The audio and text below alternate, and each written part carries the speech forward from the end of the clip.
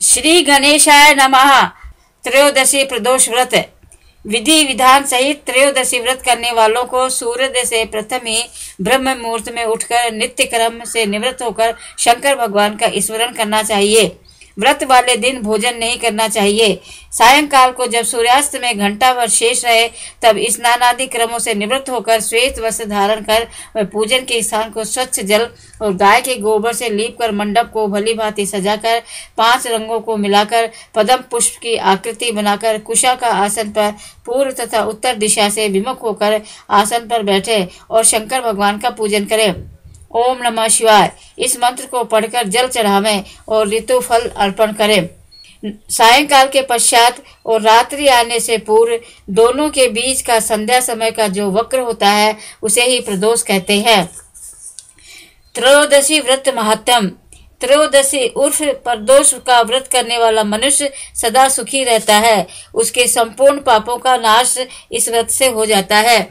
इस व्रत के करने से विधवा स्त्रियों को अधर्म से गिलनी होती है और स्वागत नारियों का सुहाग सदा अटल रहता है। बंदी कारागार से छूट जाता है। जो स्त्री पुरुष जिस कामना को लेकर इस व्रत को करते हैं उनकी सभी कामनाएं कैलाशपति शंकर पूरी करते हैं। सूत जी कहते हैं त्रयोदशी का व्रत करने वाले को 100 गौदान का फल प्राप्त होता है। इस व्रत को जो विधि विधान और तन मन धन से करता है उसके सभी दुख दूर हो जाते हैं। सभी माता बहनों को 11 त्रयोदशी या पूरी साल की 26 त्रयोदशी पूरी करने के बाद उद्यापन करना चाहिए। प्रदोष वार परिचय। रवि प्रदोष। आयु आरोग्यता के लिए रवि प्रदोष करना चाहिए। सोम प्रदोष। अभिष्ट सिद्धि को कामना हेतु सोम प्रदोष व्रत करे। मंगल प्रदोष। रोगों से मुक्त और स्वास्थ्य हेतु मंगल प्रदोष व्रत करे। बुध प्रदोष। सर्व कामना सिद्धि के लिए बुध प्रदोष व्रत करें। बृहस्पति प्रदोष। शत्रु विनाश के लिए बृहस्पति प्रदोष करें। शुक्र प्रदोष। सौभाग्य और स्त्री की समृद्धि के लिए शुक्र प्रदोष करें। शनि प्रदोष। पद प्राप्ति कामना हेतु शनि प्रदोष व्रत करें। नोट। त्रयोदशी के दिन जो वार पड़ता हो उसी वार का त्रयोदशी प्रदोष व्रत करना चाहिए तथा उसी दिन की कथा पढ़नी व सुननी चाहिए। रवि सोम शनि त्रयोदशी प्रदोष व्रत अवश्य करें। इनसे अभिष्ट फल की प्राप्ति होती है। बृहस्पति त्रयोदशी प्रदोष व्रत। शत्रु विनाशक भक्ति प्रिय व्रत अति श्रेष्ठ। 12 मास तिथि सभी से है यह व्रत अति ज्येष्ठ। कथा इस प्रकार है कि एक बार इंद्र और वृत्रासुर में घनघोर युद्ध हुआ। उस समय देवताओं ने दैत्य सेना पराजित कर नष्ट भ्रष्ट कर दी। अपनी विनाश देख वृत्रासुर अत्यंत क्रोधित हो स्वयं युद्ध के लिए उद्यत हुआ।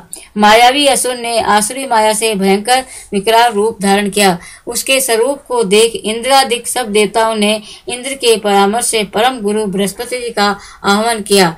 गुरु तत्काल आकर कहने लगे, हे देवेंद्र, अब तुम वृत्रासुर की कथा ध्यान मग्न होकर सुनो। वृत्रासुर प्रथम बड़ा तपस्वी कर्मनिष्ठ था। इसने गंधर्व मार्दन पर्वत पर उग्र तप करके शिवजी को प्रसन्न किया था।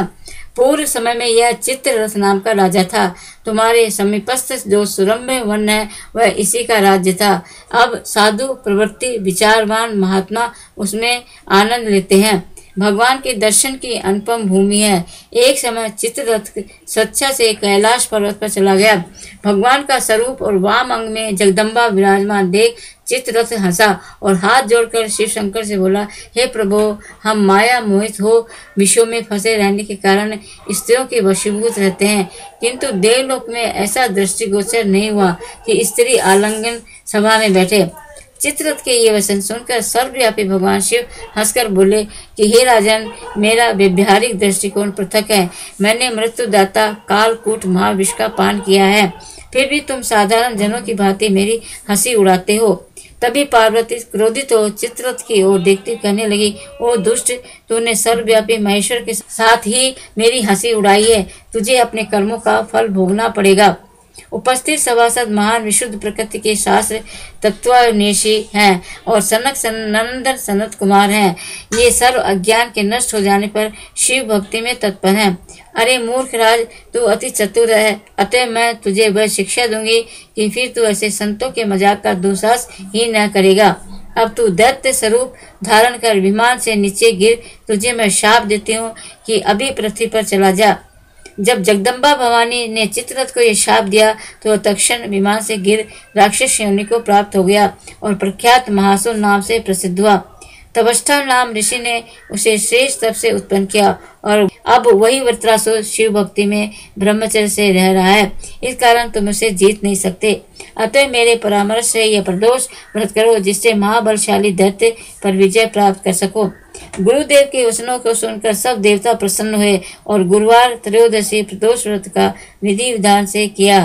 राक्षस वृत्रासुर पर विजय प्राप्त कर इंद्र वे सुख पूर्वक रहने लगे। बोलो उमापति शंकर महादेव की जय। त्रयोदशी व्रत उद्यापन विधि। कार्य सिद्ध होने पर त्रयोदशी व्रत का उद्यापन करें। एक दिन पूर्व गणेश पूजन करें। घर में अथवा मंदिर में नृत्य कीर्तन द्वारा रात्रि को जागरण करें। प्रातः होते ही स्नान से निवृत्त हो रंगीन पद्म पुष्प रोली से मंडप बना उसमें शिव पार्वती की प्रतिमा स्थापित कर पूजन करें। हवन करते समय उमा सहित ओम नमः शिवाय मंत्र से 108 बार जप कर खीर की आहुति दें। हवन के बाद आरती व शांति पाठ करके 2 ब्राह्मणों को भोजन करा दक्षिणा दें और उनसे यह आशीर्वाद लें कि आपका व्रत सफल हो। यह वचन दोनों पंडित कहें।